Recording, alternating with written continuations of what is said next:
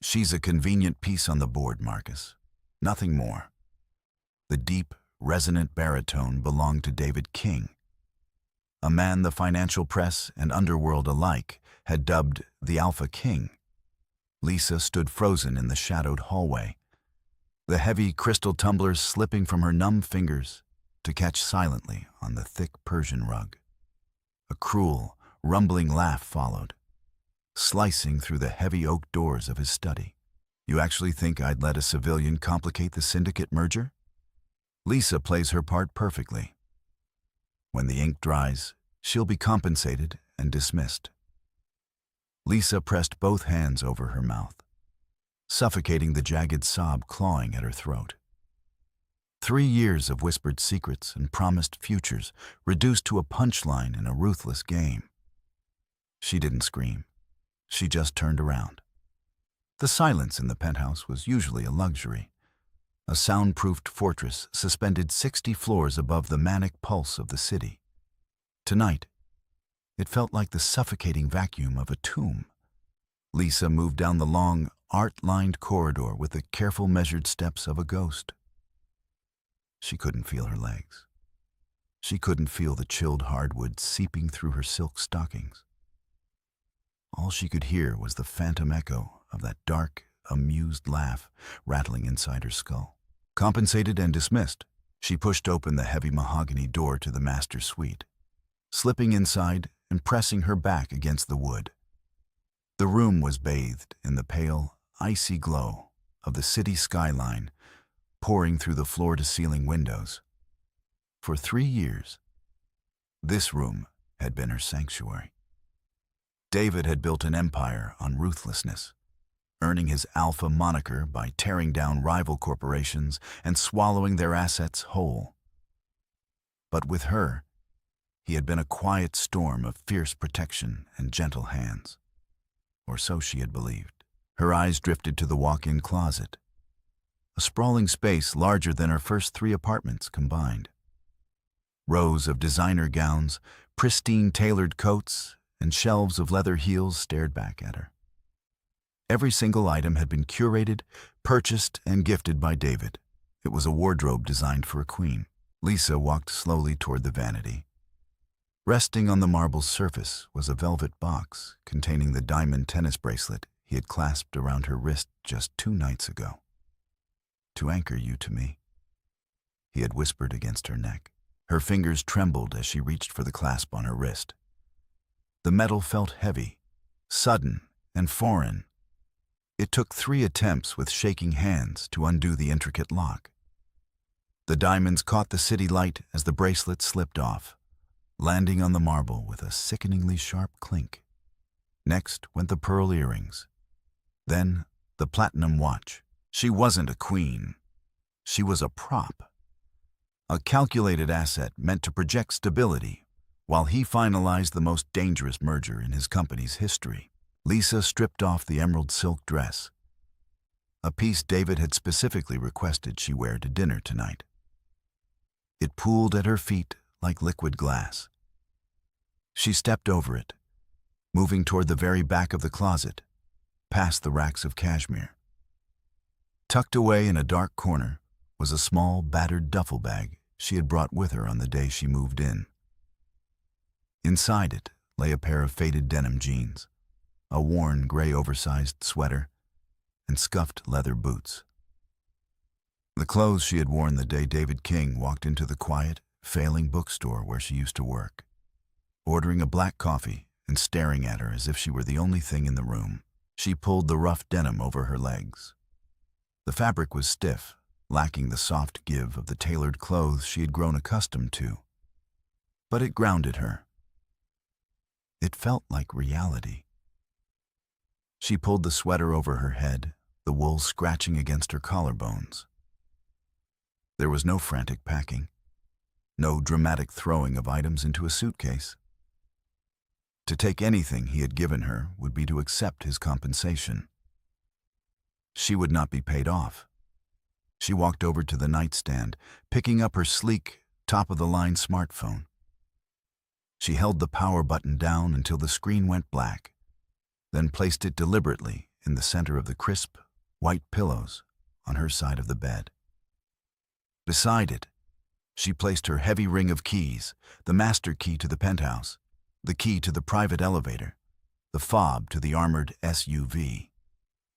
A sudden, muted thud echoed from the other end of the penthouse. The study doors opening. Lisa froze, her breath snagging in her chest. Heavy, confident footsteps began to echo down the hallway. David.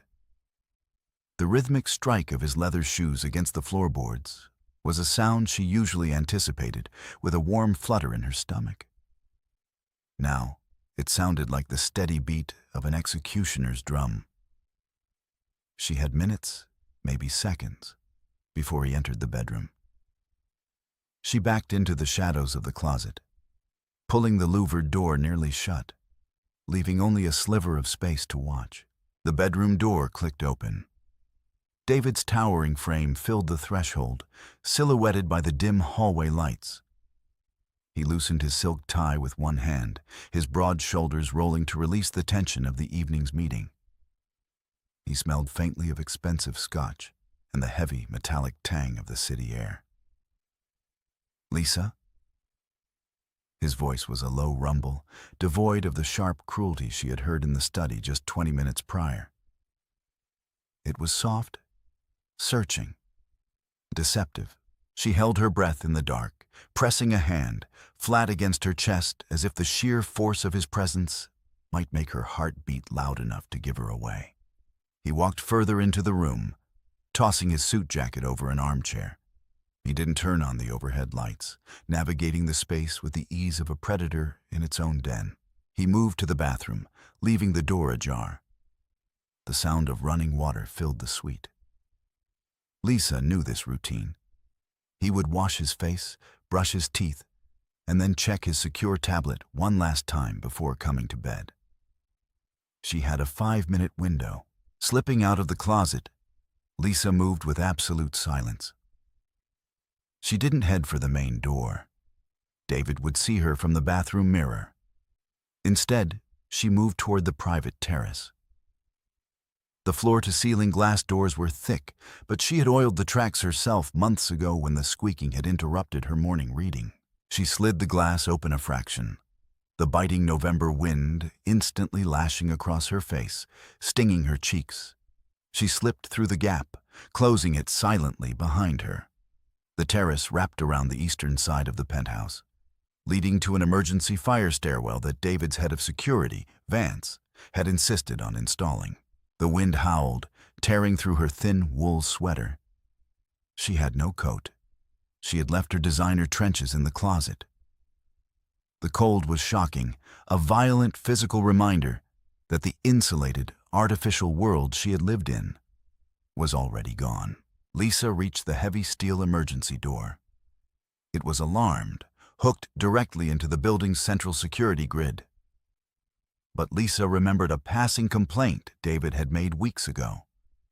A glitch in the system that caused the eastern stairwell sensor to drop out during the nightly server reboot at exactly 2:15 a.m. She lifted her bare wrist, forgetting she had left the watch behind. Panic flared. She had no idea what time it was. She closed her eyes, trying to calculate. The meeting in the study had ended. David had taken his time finishing his drink. It had to be close. She pressed her hand against the cold metal lever, waiting. The digital keypad next to the door glowed a steady, hostile red. She watched it, her teeth chattering so hard her jaw ached. Click. The red light blinked out for a split second, shifting to an unlit, dead gray as the system reset. Lisa shoved the lever down and threw her weight into the door. It popped open. She slipped through the threshold just as the light flared red again, the heavy door slamming shut behind her with a definitive, hollow boom that echoed down the concrete shaft. She was in the stairwell. No cameras. No heat. Just 60 flights of concrete stairs spiraling down into the underbelly of the city. Lisa didn't hesitate. She began the descent, Her leather boots slapped softly against the concrete, a rhythmic, descending metronome. With every floor she passed, a layer of the life she had known peeled away. By the 30th floor, her legs were burning. By the 15th, her lungs ached from the dust and the cold. When she finally reached the ground floor, she pushed through the exit door, bypassing the grand marble lobby entirely, stepping out into a desolate, garbage-strewn alleyway. The city was a sprawling, indifferent beast around her. Sirens wailed in the distance. The neon sign of a closed bodega flickered violently at the end of the street.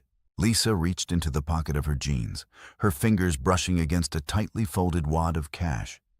$600 she had kept hidden inside the binding of an old paperback novel, a remnant of her paranoid, scraping by past. It was all she had in the world. She pulled her collar up against the biting wind, turned her back on the towering glass monolith of David King's empire, and walked into the shadows. She packed nothing. She left no note. And before the dawn could break, she was gone. The digital clock on the nightstand clicked to 6 a.m. David King woke with the precision of a man whose internal clock was bound by billion-dollar market openings. He didn't stir. He simply opened his eyes, his mind instantly sharpening to the day's tasks. The syndicate merger was entering its final, volatile phase. Marcus needed the offshore accounts verified by noon. David rolled over, instinctively reaching out a heavy, scarred hand to pull Lisa flush against his chest. He expected the familiar, soft warmth of her skin, the scent of vanilla and sleep. His hand found empty, cool cotton. David frowned, sitting up. The vast expanse of the king-sized bed was empty. The sheets on her side were perfectly smooth, undisturbed. He rubbed a hand over his face, dismissing the immediate, irrational spike of adrenaline in his chest. She was an early riser.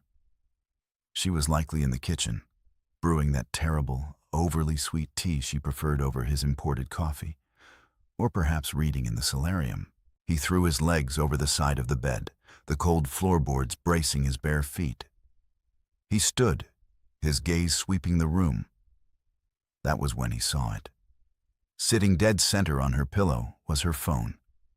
Its metallic surface caught the gray, pre-dawn light filtering through the windows.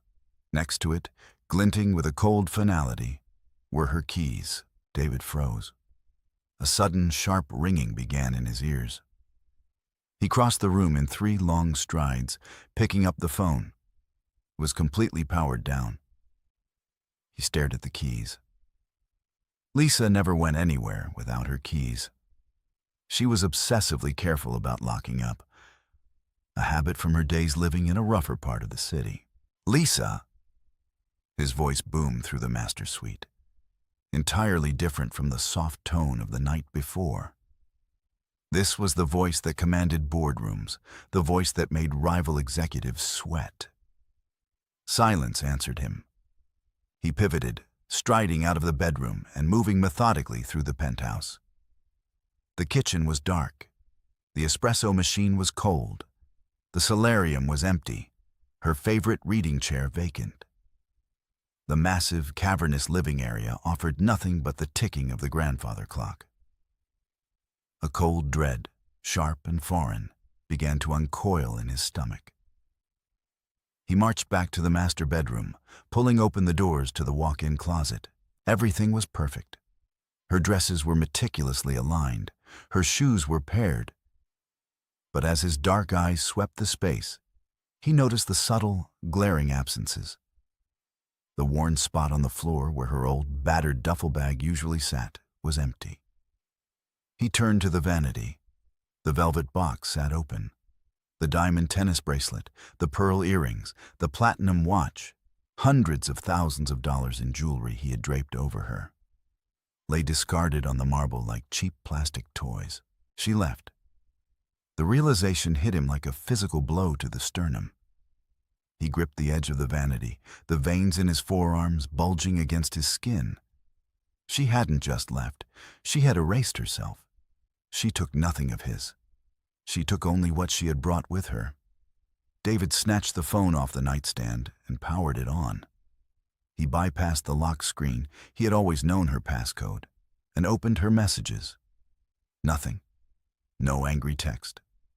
No goodbye. He dialed his head of security. Vance. David snapped the moment the line connected, his voice a low, lethal vibration. Where is she? There was a brief pause on the other end, the rustle of a man sitting up violently. Sir? Where is who? Lisa, David roared, the composure he was famous for fracturing entirely. Where the hell is Lisa? Check the lobby cameras. Check the private elevator. Now. On it, boss, Vance said, his tone turning crisp and professional. Keys clacked rapidly over a keyboard. 30 agonizing seconds passed. David paced the length of the bedroom, his jaw tight enough to crack teeth. Boss? Vance's voice was tight. The private elevator hasn't been engaged since you came up last night. The lobby cameras show nothing. The front doors haven't opened since 1 a.m. She didn't evaporate, Vance. David snarled, raking a hand through his dark hair. He stopped pacing, his eyes falling on the glass doors leading to the eastern terrace. He walked over, noticing the tiniest smudge of a fingerprint on the edge of the glass. Check the emergency stairwell, David ordered, his voice dropping to a terrifyingly quiet register. The eastern shaft, another pause. Then, Vance cursed softly. Got a system log. The magnetic lock on floor 60 popped at exactly 2:15 a.m. during the server reboot. It bypassed the alarm. David closed his eyes. The memory of the night before rushed back to him with sickening clarity. He remembered standing in his study with Marcus. He remembered the heavy tumbler of scotch. He remembered the strategic lie he had told to keep Marcus from viewing Lisa as a target during the merger. She's a convenient piece on the board, Marcus. Nothing more. He remembered laughing. A cold, hollow sound meant to sell the lie to a dangerous man. David opened his eyes, staring out at the sprawling gray city below. She had heard him. She had stood in the hallway, listened to him tear her worth to shreds to protect his own plays, and she had believed every word. Find her, David said into the phone, the command lacking its usual thunder. It sounded almost desperate. Put every man we have on the streets. Trace the cameras in a 10-block radius of the alley exit. I don't care what it costs. He hung up, staring at the empty bed. The alphaking had won the boardroom, but as the cold dawn broke over the city, he realized he had just lost his empire. The rain began on her third day in the shadows. It was a cold, driving downpour that washed the city streets into a blurry canvas of gray and neon. Lisa sat in the corner booth of a decaying diner on the absolute edge of the city limits. A place where the towering skyscrapers of David's world were nothing more than jagged teeth on the distant horizon. She wrapped her hands around a chipped ceramic mug, letting the heat of the bitter, burnt coffee seep into her cracked skin. The $600 she had smuggled out of the penthouse was already dwindling. 3 nights in a nameless motel with water-stained ceilings and a lock she had to reinforce with a desk chair had cost her $150. Food, a cheap burner phone she kept turned off, and a heavy thrift store canvas jacket had taken another chunk. She was disappearing, shrinking back into the invisible girl she had been before David King's tailored suits and private elevators. Before the bookstore, before the silk dresses, Lisa had been a ward of the state. She had bounced through 6 different group homes between the ages of 8 and 18. The system had taught her one invaluable, brutal lesson. If you want to stay hidden, you don't run fast. You run quiet. You leave no paper trail. You don't log into old email accounts. You don't call old friends. You become a ghost in the machine. You going to order something else? Or just rent that booth for the day? Lisa looked up. The waitress, a woman in her late 50s with sharp eyes and a name tag that read Elena, was wiping the adjacent table with a bleach-soaked rag. Her tone was rough, but there was a calculating curiosity in her gaze. "I'm looking for work," Lisa said. Her voice was slightly hoarse from days of silence. "I can wash dishes, wait tables, mop floors, whatever you need." Elena paused, the rag stilling on the formica surface. She looked Lisa up and down, taking in the faded jeans, the oversized sweater, and the dark circles bruising the skin beneath her eyes. Elena's gaze lingered on Lisa's hands. Despite the recent cold and the thrift store jacket, her fingernails were perfectly shaped, remnants of a $200 manicure. "You don't look like a dishwasher, honey," Elena said flatly. "You look like someone's expensive mistake running from a bad night." Lisa didn't flinch. She met the older woman's gaze with a hardened, deadened stare that she hadn't had to use in 3 years. "I look like someone who shows up on time, doesn't complain, and prefers to be paid in cash under the table. Do you need the help or not?" A tense silence stretched between them, broken only by the hiss of the fry cooker in the back. Finally, Elena tossed the rag over her shoulder. "Minimum wage. Cash on Fridays. You break a plate, it comes out of your cut. You start in the pit back there. I catch you stealing out of the register. I don't call the cops, I call my son, and he throws you in the dumpster. Understood?" "Understood," Lisa said, sliding out of the booth. "What's your name, runaway?" Lisa hesitated for a fraction of a second. "Sarah." For the next 10 hours, Lisa stood over a steaming stainless steel sink, scrubbing hardened grease off industrial baking sheets. The hot water scalded her hands, turning them raw and bright red. The air in the kitchen was suffocatingly humid, smelling of old fry oil and bleach. Her back ached, a sharp, shooting pain radiating up her spine from standing on the unforgiving tile floor in her worn boots. It was absolute agony, and it was exactly what she needed. The physical pain was a screaming, immediate demand on her senses, drowning out the phantom echo of David's laugh. Whenever her mind drifted back to the study, to the scent of his scotch and the devastating cruelty of his words, she would plunge her hands deeper into the scalding water until the physical burn overrode the emotional one. By midnight, when Elena locked the front doors, Lisa was exhausted to her very marrow. She collected her small envelope of cash, nodded to Elena, and stepped out into the freezing rain. As she walked the 4 blocks back to her dismal motel, a sleek, black SUV with tinted windows rolled slowly past her. Lisa froze, her breath catching in her throat, her heart slamming against her ribs like a trapped bird. She pressed herself into the shadows of a brick alleyway, pulling the canvas collar over her face. The SUV continued down the street, its taillights bleeding red into the puddles, turning a corner and disappearing. It wasn't him. It was just a car. But the terror left her shaking violently against the wet brick. She wasn't just hiding from a broken heart. She was hiding from a billionaire with the resources of a small nation.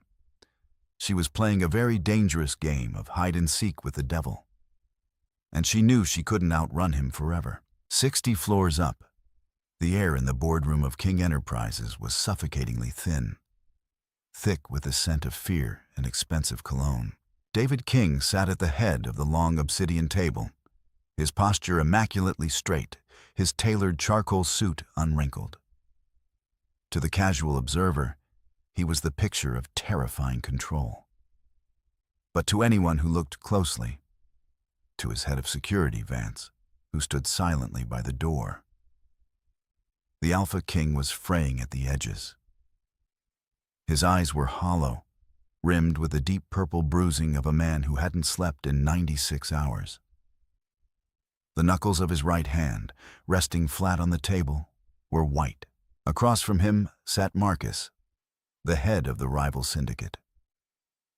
Marcus smiled, swirling a glass of sparkling water. He was a predator who thrived on leverage, a man whose legitimate business fronts barely concealed a network of violent extortion. The offshore accounts are verified, David. Marcus purred, leaning forward. The merger is ready for signatures. We become the largest logistics conglomerate on the eastern seaboard. But you seem distracted today. Everything well at the penthouse?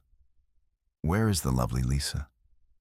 I was hoping she'd grace us with her presence at the celebration dinner. David's jaw tightened so hard, it sent a sharp ache up into his temples. He held Marcus's gaze, his own eyes flat, obsidian, and utterly dead. Lisa is in Geneva. David lied, his voice a smooth, glacial slide. Visiting her sister, she won't be attending. A shame, Marcus murmured, his eyes glittering with a sudden, sharp interest. I wasn't aware she had family in Europe, or family at all, for that matter. There is a great deal you aren't aware of, Marcus, David replied, leaning forward slightly. The temperature in the room seemed to drop 10 degrees. Keep your focus on the shipping manifests, or we'll have a problem that your lawyers won't be able to fix. Marcus raised his hands in mock surrender, but the vicious smile remained. An hour later, the boardroom emptied.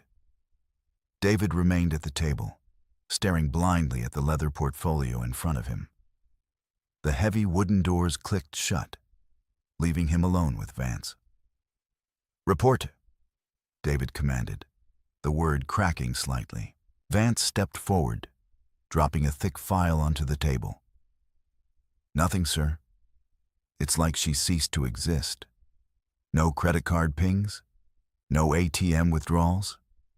Her social security number hasn't been flagged for employment anywhere in the country. We've checked hospitals, bus stations, train manifests. We've paid off every dirty cop and private investigator in a 50-mile radius. Zero." David stood up so violently, his heavy chair crashed to the floor. "People don't just vanish, Vance. She has $600. How far can she get on $600? Far enough if she knows how to stay off the grid," Vance said quietly, not flinching at David's outburst. "With respect, boss, you coddled her. You kept her in a gilded cage. I think we underestimated what she learned growing up in the foster system. She's not running like a scared civilian.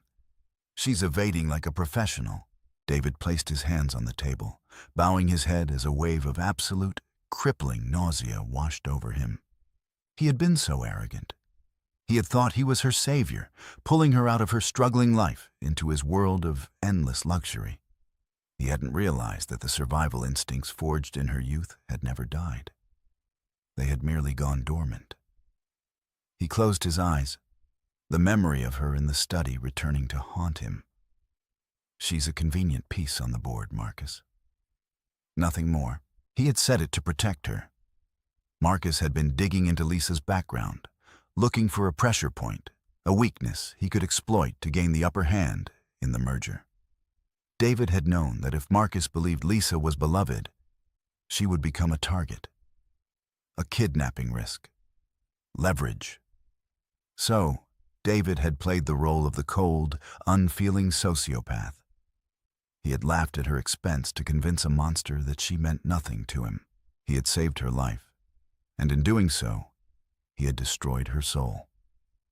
"Marcus knows something is wrong," David said, his voice dropping to a harsh, raw whisper. "He was testing the waters today. If he finds out she ran, he'll know she's vulnerable. He'll put his own hounds out to find her." "What's the play, boss?" Vance asked. His posture straightening, David lifted his head. The despair in his eyes was instantly locked away, replaced by a terrifying, absolute resolve. The Alpha King was back, cold and calculating. "We control the narrative," David said, straightening his suit jacket. Call my public relations director. Tell her to draft a press release. Set up a press conference for tomorrow morning. Sir, what are you going to announce? I'm going to cut the tether, David said, his voice devoid of all emotion. If Marcus wants a target, I'll make sure he knows she isn't worth the bullet. It was week 2. Lisa's hands were permanently wrapped in white athletic tape to cover the cracks in her skin, a makeshift armor against the relentless onslaught of industrial soap and scalding water. She had been promoted from dishwasher to waitress, though she wasn't sure if it was a promotion or a punishment. The diner was packed. It was a miserable Tuesday night, the rain still lashing against the grease-stained windows. Lisa moved between the tables with a practiced, robotic efficiency, balancing 3 plates of meatloaf on one arm while pouring coffee with the other. Hey, sweetheart. A heavy-set man in a dirty mechanic's uniform slurred, grabbing Lisa's wrist as she set down his plate. His grip was tight, bruising. Coffee's cold, and you forgot my extra gravy. Lisa froze. A week ago, she might have apologized profusely, her voice shaking, desperate to avoid conflict. But the exhaustion had burned away her capacity for fear. She looked down at the man's hand, clamped around her wrist, then slowly lifted her gaze to his face. She didn't pull away. She just stared at him. She channeled every ounce of the terrifying, dead-eyed stillness she had watched David use 100 times to break stronger men than this mechanic. Her expression was completely blank, her eyes flat and empty, radiating an icy, lethal calm. "Let go of my wrist," Lisa said. Her voice wasn't loud, but it cut through the din of the diner like a straight razor. "You will get your gravy when I bring it. If you touch me again, I will pour this entire pot of boiling coffee into your lap. Do we understand each other?" The man blinked, visibly startled by the sheer, unadulterated venom radiating from this small, tired waitress. He let go of her wrist quickly, muttering an apology into his plate. Lisa turned away, her heart hammering a frantic rhythm against her ribs. She retreated behind the counter, leaning against the pie display to steady her shaking hands. Well, Elena muttered, sidling up beside her and wiping the counter. "Didn't know you had that kind of bite in you, Sarah. You looked like you were ready to kill him. I learned from the best," Lisa whispered bitterly, rubbing her wrist. The realization sickened her. Even out here, stripped of everything, David's shadow was still draped over her. She was using his weapons to survive. "You don't belong here, girl," Elena said quietly, her rough voice softening just a fraction. "I don't know who you're running from, but running only works for so long. Eventually, you run out of road, or you realize you brought the ghost with you." Before Lisa could respond, the volume on the small, ancient television mounted in the corner of the diner spiked. "Turn that up," a customer shouted from the counter. Lisa looked up. The screen was grainy, but the image was unmistakable. David. He was standing behind a podium in the grand lobby of King Enterprises, a bank of microphones bristling in front of him. The news chyron at the bottom of the screen read, "Liv, King Enterprises CEO, addresses syndicate merger." Lisa stopped breathing. He looked immaculate, invincible, dressed in a sharp black suit. But his face was tight, his jaw clenched, and there was a dark, dangerous energy rolling off him even through the television screen. Beside him stood a man Lisa recognized from the study that night. Marcus, looking smug and predatory. A reporter in the front row stood up. "Mr. King, there have been rumors regarding the stability of your personal life impacting this merger. Your fiancée, Lisa, hasn't been seen in public for weeks. Care to comment?" The diner fell silent, watching the billionaire on the screen. Lisa gripped the edge of the counter, her knuckles turning white. She braced herself for the lie. He would say she was sick. He would say she was traveling. David leaned into the microphone. He didn't look at the reporter. He looked dead center into the camera lens, his dark eyes seemingly piercing through the screen, crossing the miles of city to find her directly. My partner Lisa and I have separated. David's voice boomed from the cheap diner speakers, cold, clinical, and completely devoid of warmth. Due to irreconcilable differences, the engagement is broken. She holds no ties to King Enterprises, nor to me. She is entirely removed from my sphere. She is no longer my concern, and she will not factor into any future dealings of this company. She is, for all intents and purposes, dead to me. A collective gasp echoed through the diner. Ouch. A trucker at the counter muttered. Cold bastard. Lisa stood paralyzed. The words felt like physical blows, a public execution of everything they had shared. He was throwing her away for the entire world to see. But as Marcus stepped into the frame, a wide, satisfied grin spreading across his face. A sudden, jarring fracture appeared in Lisa's understanding. She remembered Marcus's reputation. She remembered the whispered fears David had harbored about the syndicate's violent tactics. She is no longer my concern. She holds no ties. The realization hit her with the force of a freight train. He wasn't throwing her away. He was building a wall. He was publicly declaring her useless, severing all ties so that Marcus would have no reason to hunt her down and use her as a pawn. He was intentionally destroying his own reputation, painting himself as a heartless monster on national television, just to ensure she stayed off the syndicate's radar. He had broken her heart to save her life. Lisa stumbled back from the counter, the noise of the diner rushing back into her ears. The moral absolute she had clung to, that he was a cruel, manipulating liar, shattered into 1,000 complicated pieces. He was a monster, yes, but he was a monster who was tearing his own empire apart to keep her hidden. And now, she had a terrifying choice to make. Keep running, or turn around and face the beast. The revelation on the diner television didn't bring relief. It brought a cold, terrifying clarity. David had painted a target on his own back to erase the one on hers. But Lisa knew Marcus. She had sat quietly at enough formal dinners, observing the syndicate boss over the rim of a crystal champagne flute.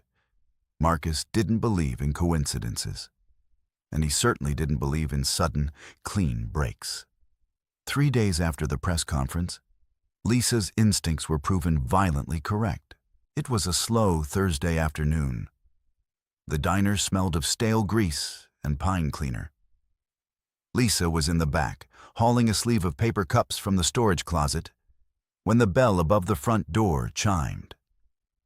2 men walked in. They wore cheap windbreakers that failed to hide the bulky, unnatural lines of shoulder holsters beneath the fabric. They didn't look at the menu board. They didn't sit in a booth. They walked straight to the counter where Elena was rolling silverware. Through the narrow slit of the kitchen service window, Lisa watched the taller man slide a glossy photograph across the formica. "We're looking for a friend," the man said, his voice a flat, nasal drone. "Goes by Lisa. Maybe using an alias. Might have come through here looking for a handout." Lisa pressed her back against the cold tile of the kitchen wall, her pulse hammering in her ears. She squeezed her eyes shut. They found me. The $600 hadn't been enough to outrun Marcus's reach. Elena looked down at the photograph, her face an unreadable mask of weathered apathy.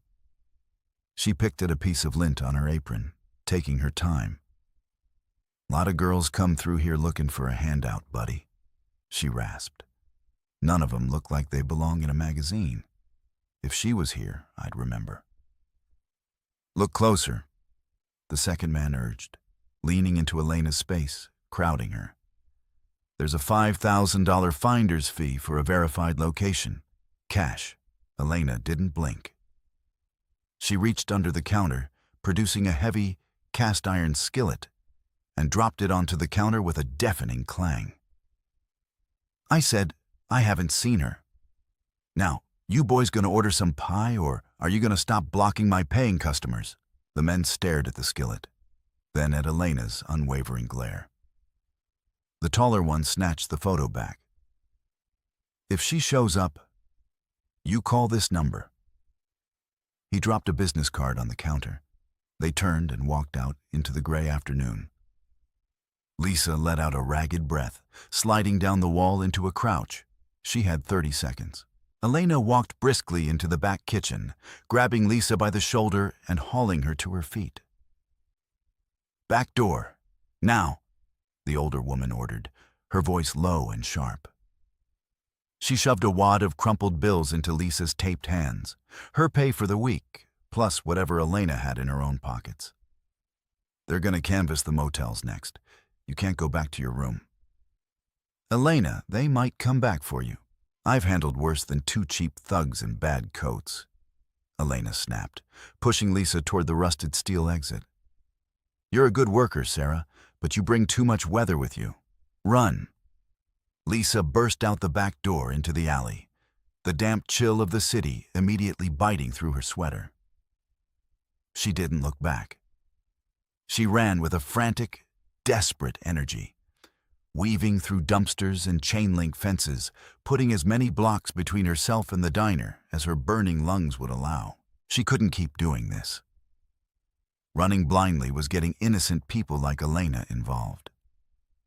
Marcus was using her to find a pressure point against David. If Marcus found her first, she would be tortured for leverage. She needed to go on the offensive. Ducking into a dimly lit bodega miles away from the diner, Lisa slapped Elena's cash on the counter and pointed to a cheap, prepaid cell phone in the display case. Minutes later, standing under the flickering light of a broken street lamp, she powered the device on. She hadn't brought her old phone, but 3 years of arranging David's private life meant she had certain numbers permanently burned into her memory. She didn't call David. He would be monitored. She punched in a 10-digit sequence and pressed the receiver to her ear. It rang once. "Speak," a gravelly voice answered. "Vance." Lisa breathed, the sound of her own voice shaking in the cold air. A sharp intake of breath echoed on the other end of the line. "Lisa, good God, where are you? The boss is tearing the eastern seaboard apart." "I don't have time," Lisa interrupted, her voice hardening. The ghost of the girl in the penthouse was gone. The survivor from the foster system had taken the wheel. "Marcus's men just found my workplace. They're canvassing. I need a meeting. Public. Nowhere you can be cornered. Nowhere they can grab me quietly." "Name it," Vance said instantly. "We have a team ready." "Grand Central Terminal, the main concourse, right under the brass clock," Lisa commanded, her eyes scanning the dark street for approaching headlights.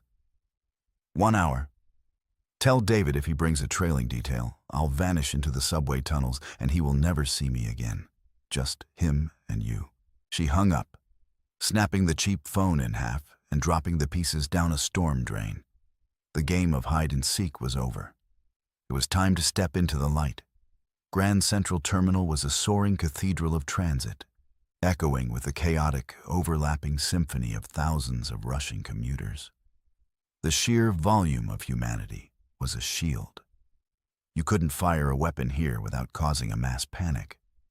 You couldn't drag a woman away without 100 cell phones recording the struggle. Lisa stood directly beneath the iconic, four-faced brass clock in the center of the main concourse. She wore her oversized sweater and the heavy thrift store canvas jacket, her hands shoved deep into her pockets. She looked like just another weary traveler waiting for a train. But her eyes were tracking every movement, every anomaly in the crowd. At exactly 7 p.m., the sea of commuters seemed to part near the Vanderbilt Avenue entrance. David King walked onto the concourse. Lisa's breath caught in her throat. She had seen him on the television, but the screen had filtered out the raw, devastating reality of his physical deterioration. The Alpha King looked like a man who had walked through fire. His tailored black suit hung slightly looser on his broad frame. His jaw was covered in a rough, dark scruff, a shocking departure from his usually immaculate grooming. But it was his eyes that struck her. They were frantic, hollow, sweeping the massive room with a desperate, hungry intensity. A few paces behind him walked Vance, his head on a swivel, his hand resting casually near his waist. David's gaze snapped to the center of the room. He found her.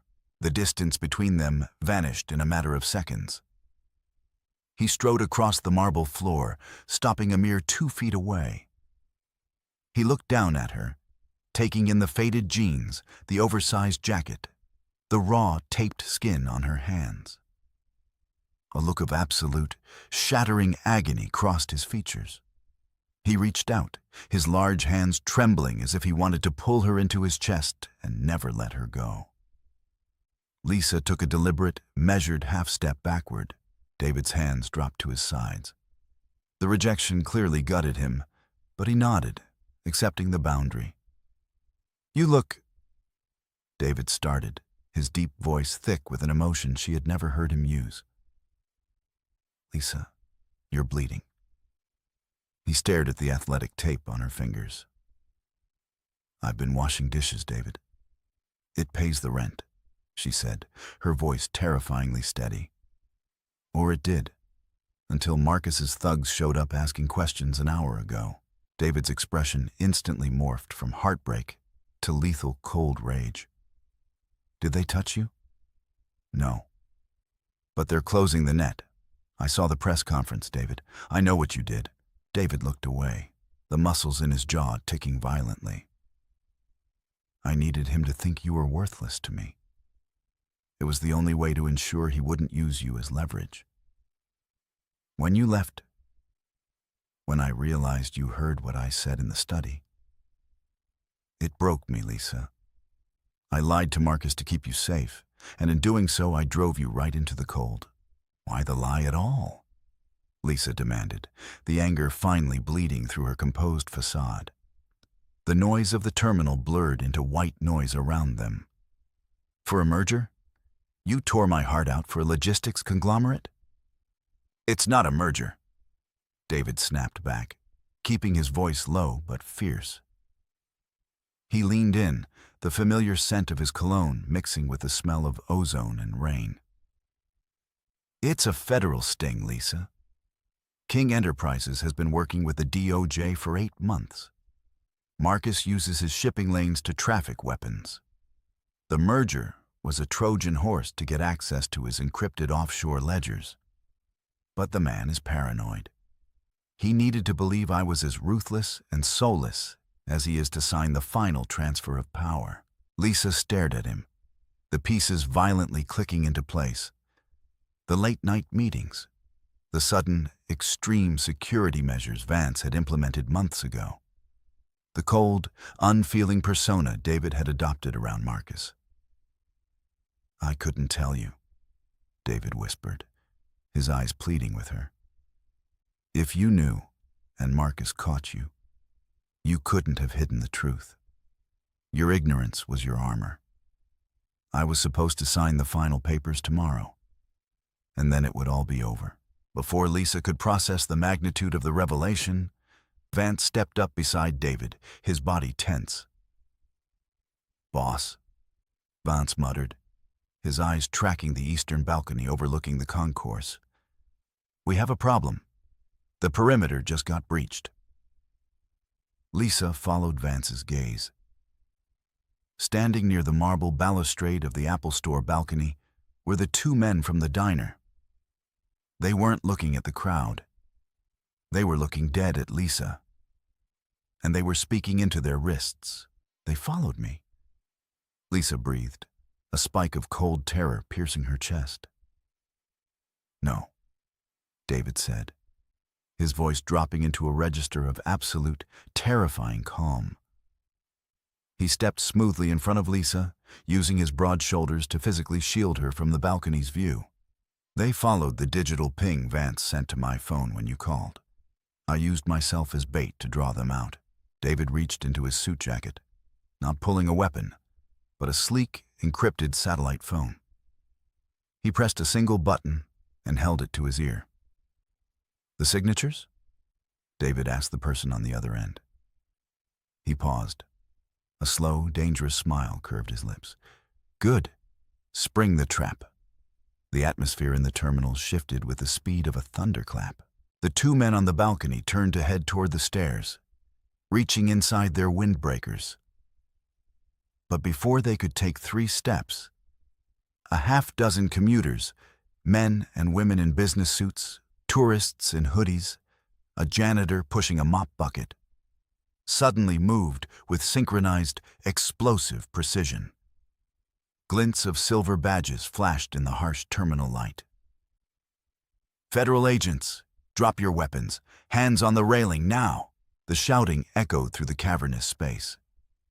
The crowd around them screamed, fracturing outward in a wave of panic, leaving a wide, empty circle of marble around David, Lisa, and Vance. Down on the main floor, 3 more men in heavy coats, Marcus's backup, tried to run for the Lexington Avenue exits. They were violently tackled to the floor by plainclothes tactical units pouring through the doorways. David didn't watch the takedowns. He kept his eyes locked entirely on Lisa, his body positioned to take a bullet for her if a stray shot rang out. The noise, the screaming, the radio chatter of the FBI agents swarming the terminal, none of it mattered to him. "Marcus signed the final ledger 20 minutes ago in my office," David said over the chaos, his eyes dark and unwavering. "The DOJ has full access to his hidden accounts.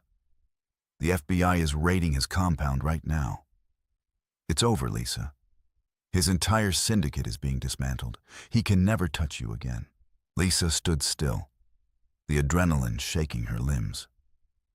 She looked at the men being handcuffed on the balcony, the terrifying shadows that had haunted her for weeks, neutralized in a matter of seconds. The threat was gone. Vance holstered his weapon, letting out a long, slow breath. "Area secure, boss. We need to move before the local press scanners pick up the raid." David nodded slowly, turning back to Lisa. He didn't order her to follow. He didn't presume. The Alpha King, a man used to commanding rooms and bending the world to his will, stood before her completely stripped of his armor, waiting for her verdict. "Come home," David whispered, the words raw and vulnerable. "Please, let me take you home. Let me fix your hands. Let me spend the rest of my life making up for the pain I put you through. Thank you so much for reading." She overheard him laugh about her. She packed nothing and left before dawn. Lisa and David's journey proves that true power isn't about control or wealth, but about the vulnerability it takes to treat the one you love as an absolute equal. It's a story about finding your own strength